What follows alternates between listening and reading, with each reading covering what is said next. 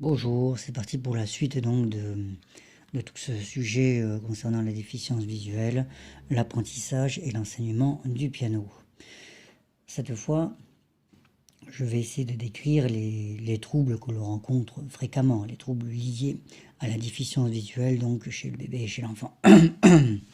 Donc tout d'abord la posture et la tonicité musculaire. Ça on peut dire que ce problème-là que l'on aborde est commun aux malvoyants et il est récurrent, bien sûr, la tonicité musculaire générale. Pourquoi? Parce qu'acquérir une bonne posture, qu'est-ce que c'est? C'est le résultat de tensions que l'on exerce dans le corps pour maintenir une posture droite. Cela fait appel au processus de dynamique. Et bien évidemment, ça c'est complètement inexistant on peut dire, chez le malvoyant. La tonicité musculaire, elle est très peu sollicitée chez le bébé qui ne voit pas, on peut dire qui ne voit presque pas. Et parce que, on l'a vu déjà précédemment, il présente une absence de curiosité à vouloir explorer son entourage, n'est-ce pas? Donc du coup, il ne peut pas s'identifier, hein. Et donc, qu'est-ce qu'il fait? Naturellement, il accentue l'effet gravitationnel, hein. Et, par exemple, il baisse systématiquement la tête, il courbe le dos. C'est logique parce qu'il n'a pas du tout le réflexe de vouloir se relever parce qu'il ne voit pas ce qui se passe autour de lui. Souvent, les bébés fonctionnent par mimétisme, on le sait, hein, c'est normal. C'est le, c'est un phénomène qui est très naturel. Et évidemment, la vue facilite les choses, mais en l'absence de vue, c'est impossible tout cela. On ne peut pas prendre conscience de toutes ces choses-là. Donc ce mauvais équilibre postural se reflète sur la partie basse également du corps, avec généralement un fléchissement des jambes, hein. C'est classique, c'est l'attraction vers le sol, hein, c'est normal, d'accord. Donc du coup, on a un retard musculaire, un retard de posture, hein, tout ça, c'est très commun. La manière dont un bébé ou un enfant en bas âge, et même un adulte aussi, hein, on peut le dire, hein, atteint des déficiences visuelles, la manière dont il tient sa tête, la manière, son attitude corporelle, la manière dont il tient ses jambes, c'est très reconnaissable, hein, et ce, malgré la polysnodie bienveillante conférée par l'entourage ou par les médecins, hein, n'est-ce pas? On a beau vous donner tous les conseils du monde, de toute façon. Alors, bon, il faut savoir aussi que,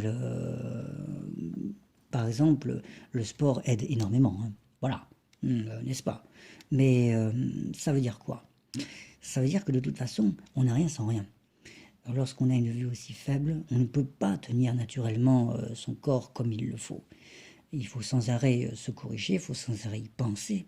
Et encore une fois, si on a une aide supplémentaire comme la pratique d'un sport, ça facilite énormément le développement musculaire, le développement tonique. Mais encore une fois, comment dire, c'est antinaturel, il faut le savoir. C'est-à-dire que même adulte, de temps en temps, on se surprend, hein, soi-même, à rebaisser la tête, à replier le dos. Bah oui, ce sont des choses qui sont naturelles et qui ne disparaissent jamais de toute façon, mais qui se corrigent, bien sûr. Mais ça prend beaucoup de temps. Donc, évidemment, hein, c'est ce que je dis, cette absence de posture entraîne un retard musculaire, alors plus ou moins important selon la prise de conscience des individus, pardon. Mais le problème qu'il y a dans la prise de conscience, c'est toujours la même chose, c'est que le bébé malvoyant, il n'éprouve pas le besoin de redresser son dos, ou il n'éprouve pas le besoin de tenir sa tête bien droite ou de parpiller ses jambes. Ben pourquoi? Parce qu'il ne voit pas correctement les passages, les personnes qui l'entourent. Donc évidemment, ça retarde la prise de conscience. Même s'il le comprend, il n'en a pas le besoin. Il ne fait que le comprendre en quelque sorte. Il n'a pas de repère physique. Il n'a pas de conscience posturale, on pourrait dire. Son repli sur soi et sa courbure, la courbure de son dos, sont parfaitement naturels et lui conviennent très bien d'ailleurs, c'est ça le pire. Et parce que sa vue ne lui permet pas d'observer l'environnement. On revient toujours sur ce même point qu'on avait développé dans la vidéo précédente. Il y a une grosse absence de curiosité de sa part et c'est normal parce qu'il ne voit pas. Donc il ne peut pas comprendre la normalité posturale, on pourrait dire, qui l'entoure. Et cette normalité posturale qui nous entoure tous est nécessaire pour guider notre développement. Mais dans ce cas-là, malheureusement, cette norme n'existe pas, en quelque sorte, hein, à ses yeux en tout cas. Voilà. Bon, alors ensuite, il y a tout ce qui est problème de motricité. Bon, pareil, hein, ça aussi, ce sont des choses communes, hein, n'est-ce pas? Alors, ce qui est intéressant quand même, on y reviendra plus tard, je vais cocher ça, mais vous voyez, autant dans la première partie, j'ai relevé des choses qui m'intéressaient, comment dire, concernant tout ce qui était représentation mentale, notamment, je disais que j'ai essayé de dire que c'était un avantage par rapport à l'apprentissage musical, parce qu'on développe, quand on est malvoyant, une forme de pensée qui est très différente, hein, bien sûr, hein, une forme de subjectivité, de représentation mentale. Là, pour le coup, vous voyez, au niveau de la posture et de la tonicité musculaire, c'est un gros désavantage. Ça, alors, c'est un des gros points faibles pour l'apprentissage au piano. Voilà, donc ça je note, et pareil, on y reviendra dans une deuxième partie. Alors, tout ce qui est problème de motricité, alors pareil, hein, j'allais dire, c'est évident, c'est-à-dire que les problèmes de maintien de la posture entraînent forcément des problèmes de déplacement, ça paraît évident. Hein. Du moins des problèmes pour l'apprentissage, qui sera beaucoup plus long, parce que le bébé handicapé, il n'a pas la conscience d'un corps unique. Ça, c'est une chose qui est importante. Parce que les éléments de son corps lui apparaissent de façon fragmentée. C'est exactement ce que l'on disait aussi dans la première partie. Alors je ne sais plus exactement à propos de quoi je vous ai dit ça. Oui, à propos des éléments qui entourent le bébé également. Vous voyez, je vous disais, je me souviens que tout lui arrivait en quelque sorte de manière fragmentée lorsqu'il touche un objet, parce qu'il ne peut pas voir la couleur. Il est obligé de toucher de différentes manières pour comprendre les choses, la forme, etc.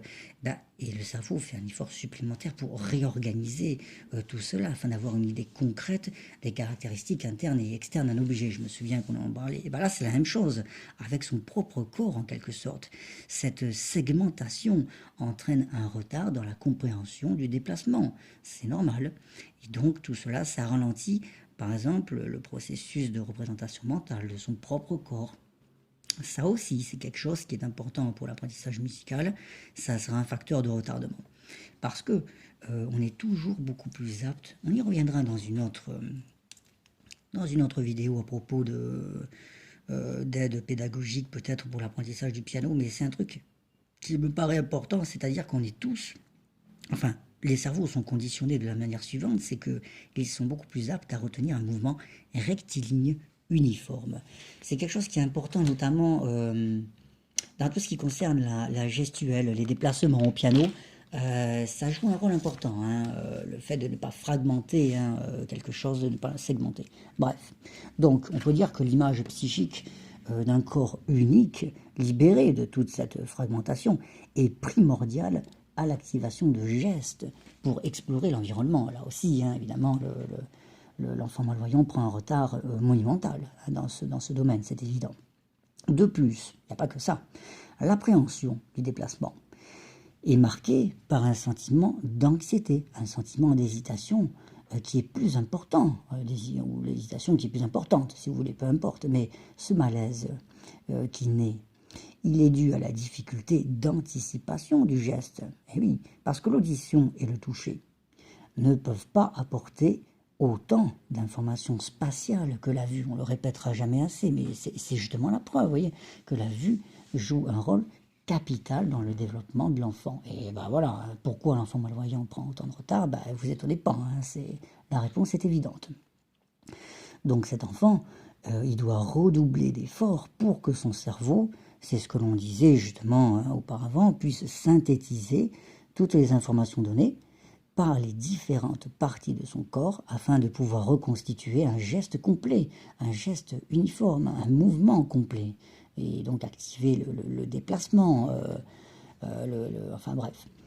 Donc, avec ce message concret, le cerveau, en effet, reçoit ce message, je voulais dire, et sera traité.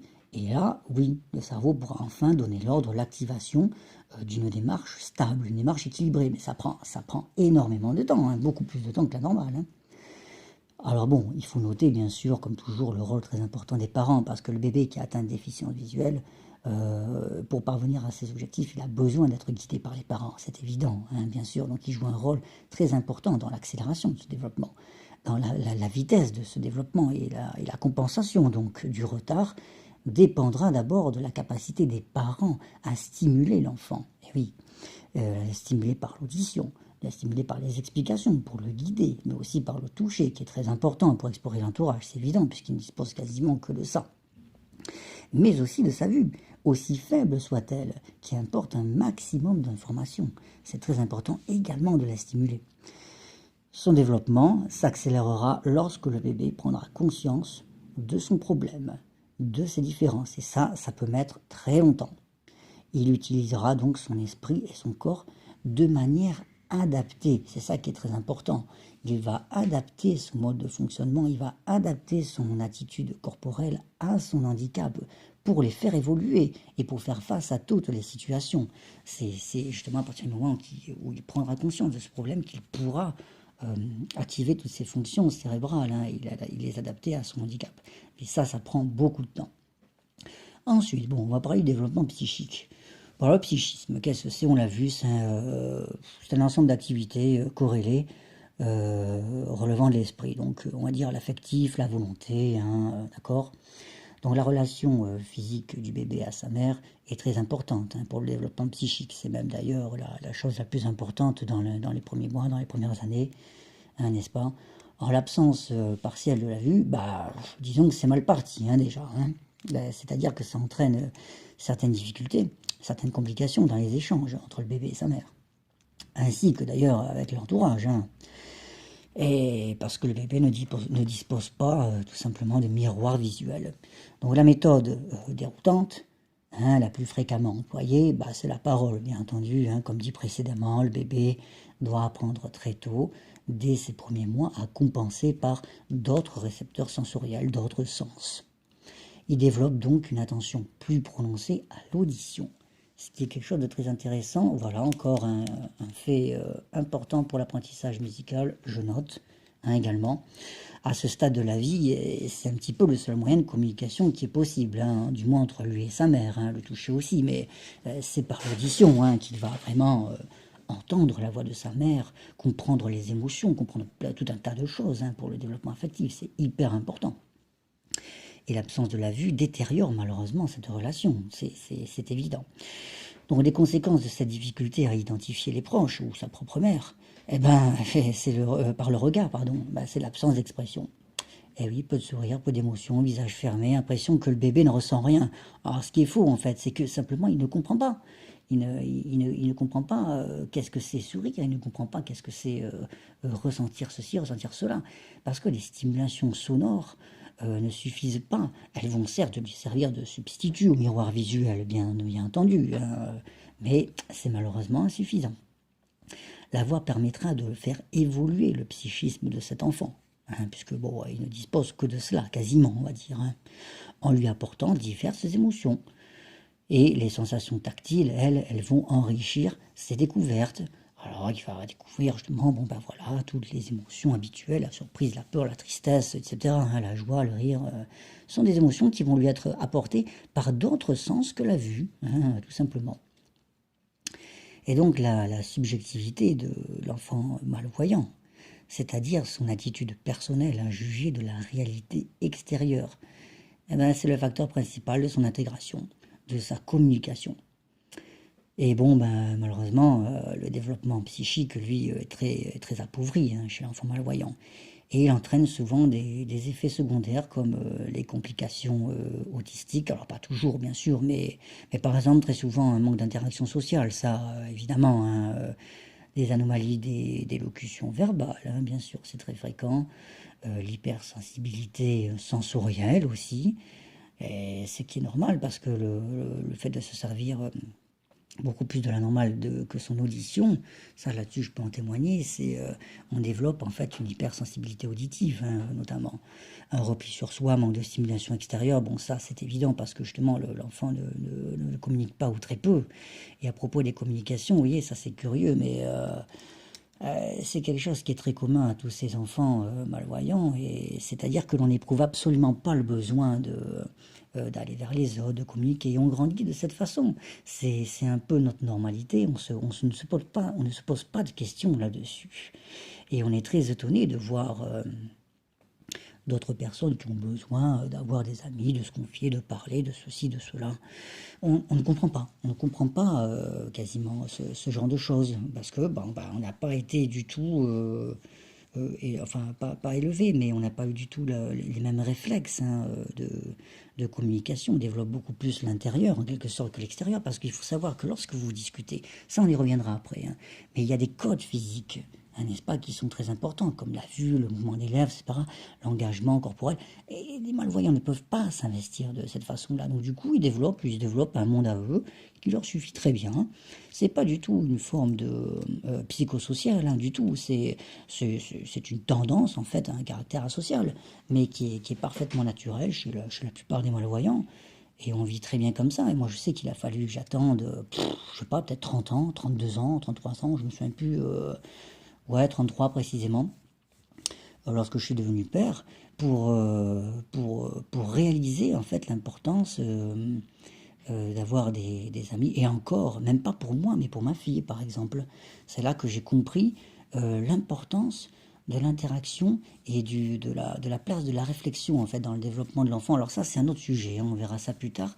Mais c'est marrant parce que c'est au travers de mon propre enfant que j'ai réussi à comprendre vraiment l'intérêt de la communication, de l'interaction avec les autres. Et j'avoue que d'ailleurs, ça ne m'intéresse toujours pas, moi-même, ça qui est incroyable. Mais je vois très bien que pour les enfants, c'est quelque chose qui est hyper important. Donc, bien sûr, j'ai des amis qui sont en réalité les parents de petits-enfants qui sont dans la classe de ma fille.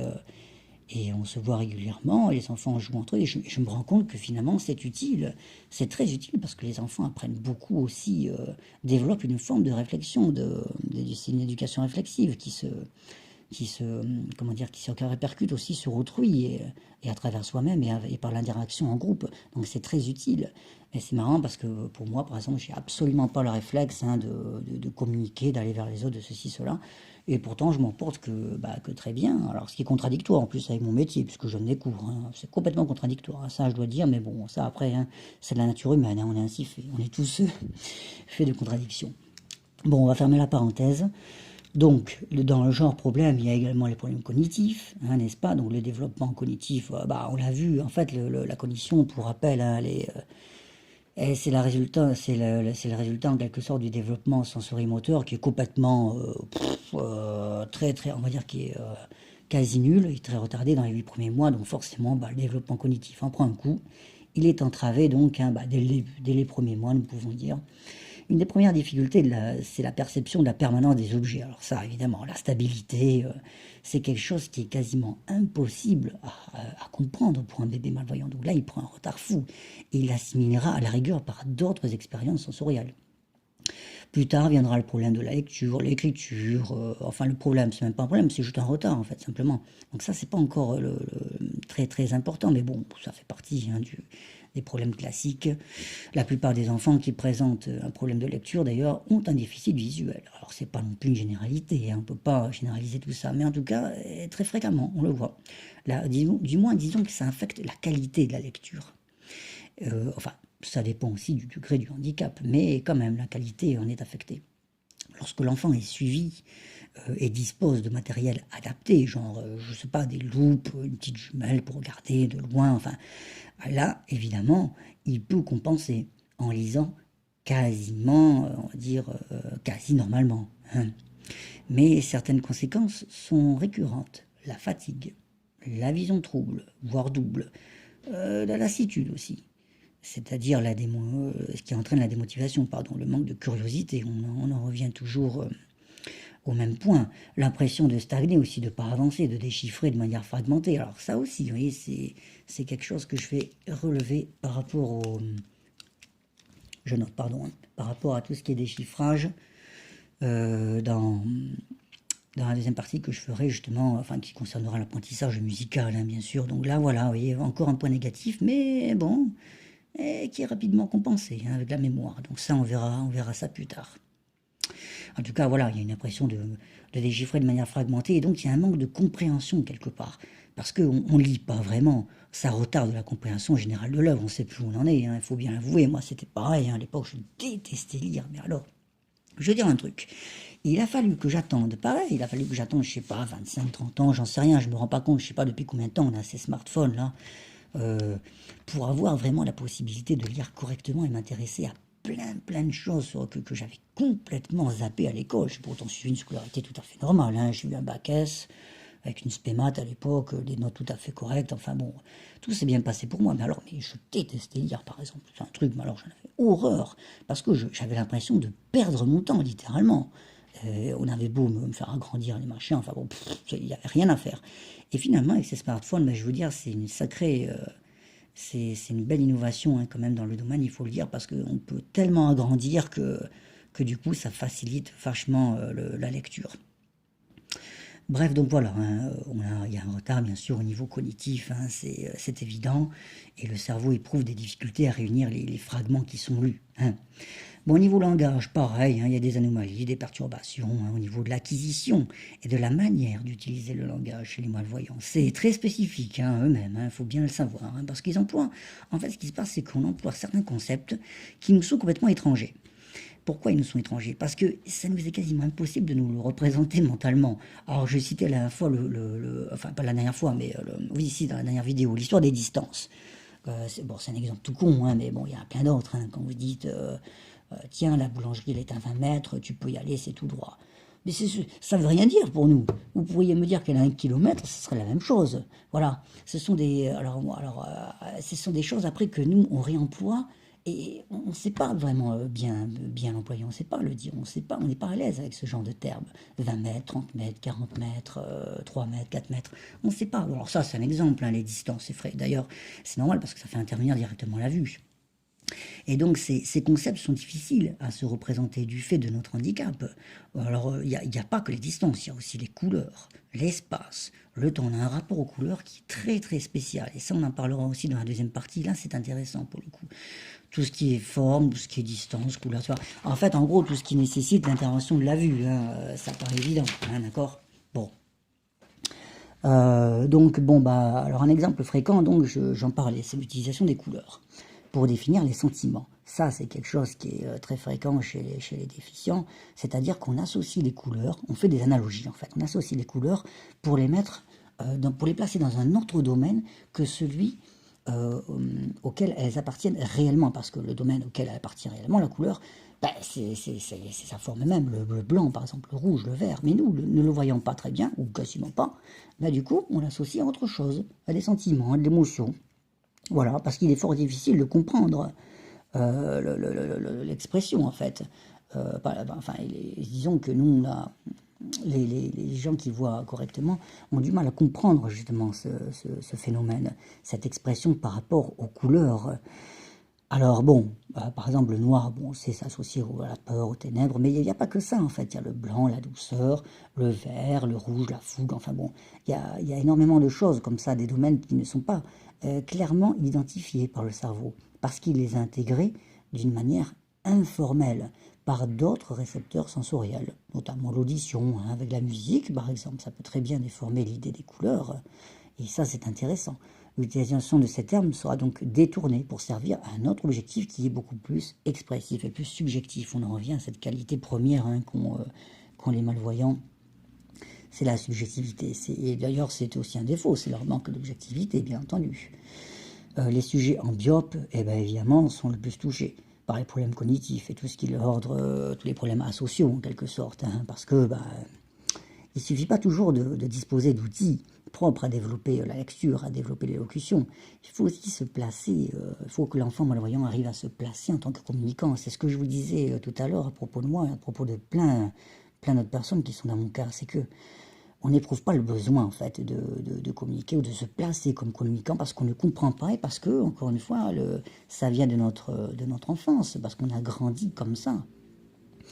Et donc, il faut qu'on en comprenne le sens et qu'on en éprouve le besoin. Mais ce qui n'est pas le cas, malheureusement, les répercussions des perturbations et des obstacles rencontrés lors de l'interaction mère-enfant en déficient visuel, justement, c'est ce que je viens de dire, sont à l'origine de nombreux troubles dans le développement social, en quelque sorte, on pourrait dire. Alors, allez, on va finir avec la résonance affective, et puis on fera une petite conclusion, hein, pour toute cette première partie. Donc la résonance affective. Bon, bah, alors la première étape de cette résonance, qu'est-ce que c'est? C'est encore une fois la relation entre le bébé et sa mère. Et oui, hein, tout ce qui relève de l'affectif. Par cette dynamique de communication, le bébé découvre le monde. Il va s'identifier, enfin normalement on va dire, hein, n'est-ce pas? Il prend conscience des gens, il prend conscience de ce que les gens font, grâce à un échange affectif. Il y a de l'empathie aussi qui se met en place. Bon, bah évidemment tout ça, hein, avec le dysfonctionnement de la vue, bah, ça entraîne souvent des gros problèmes, genre repli sur soi, un manque d'ouverture aux autres, hein, on en a déjà parlé, donc le bébé, comme l'enfant d'ailleurs, hein, aussi malvoyant, aura du mal à s'intégrer physiquement à un groupe de discussion, parce que, alors ça aussi c'est ce que je disais tout à l'heure, parce que l'échange de regards est important, et c'est ça qui détermine le relais pour la prise de parole.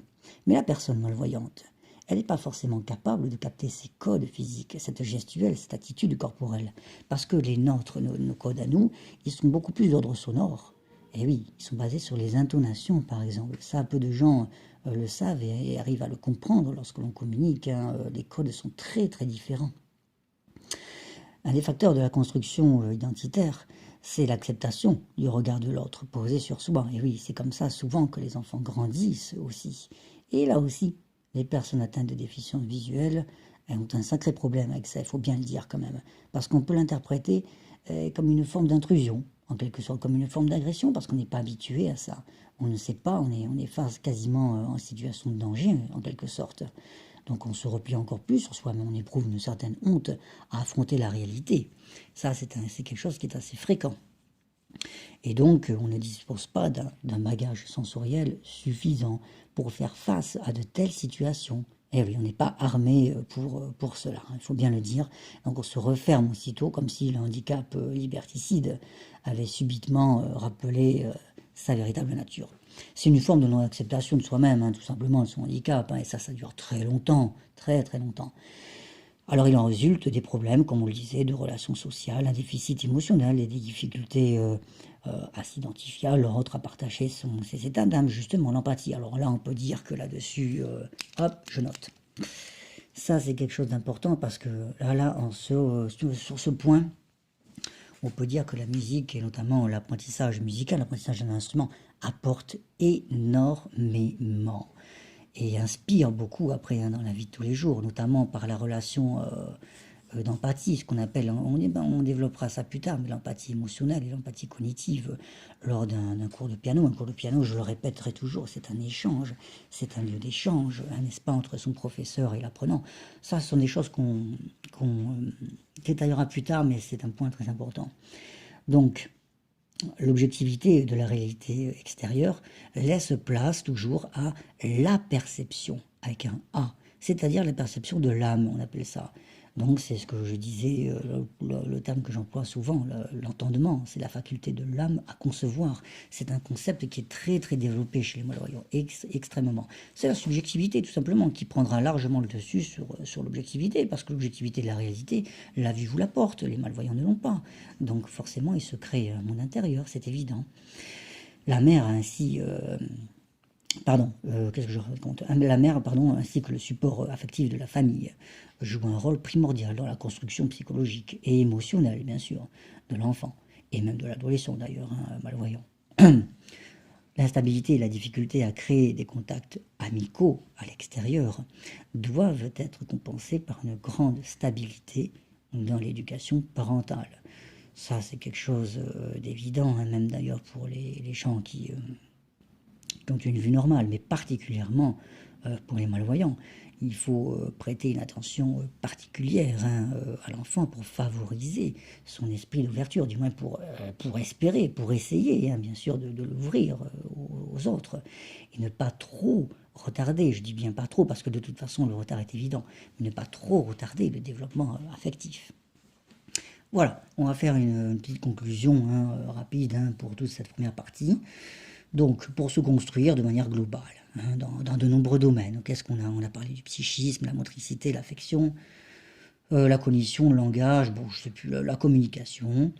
Qu'est-ce qu'on peut dire? On peut dire que l'enfant utilise essentiellement sa vue. On l'a dit, hein, X fois, c'est le sens capital. Donc, forcément, privé de celle-ci, ou du moins en grande partie, eh bien, il va être obligé de combler ce manque en compensant par l'audition et en y ajoutant le toucher. L'image psychique qu'il doit se forger, c'est-à-dire sa subjectivité, son entendement, justement, ce que je disais, ce sont les facultés principales de cet enfant. Il devra acquérir pour évoluer et pour s'ouvrir au monde. Il devra apprendre les codes physiques, ce qui n'est pas forcément évident, parce qu'ils sont différents des nôtres, ils sont différents des siens, de cet enfant. Et son attitude aussi est différente, et tout le regard, toute la posture, les interactions, l'intégration, tout ce que l'on a pu dire, tout est différent, donc tout est à apprendre en quelque sorte. Il y a toute une éducation de la part de lui-même et surtout de la part de sa mère, de son entourage. Ils vont jouer un rôle très important pour le stimuler au maximum, bien sûr, afin, encore une fois, je le répète, qu'il ne prenne pas trop de retard dans le temps. Voilà, c'est fini pour cette première partie, donc, qui concernait l'enfant déficient visuel avec son développement, ses caractéristiques, ses spécificités, bien sûr, sont des points communs à tous les enfants qui sont malvoyants. Donc dans une deuxième partie, on verra un peu quelle relation on peut trouver entre cette déficience visuelle, l'apprentissage du piano, et puis après même l'enseignement du piano. Voilà, merci.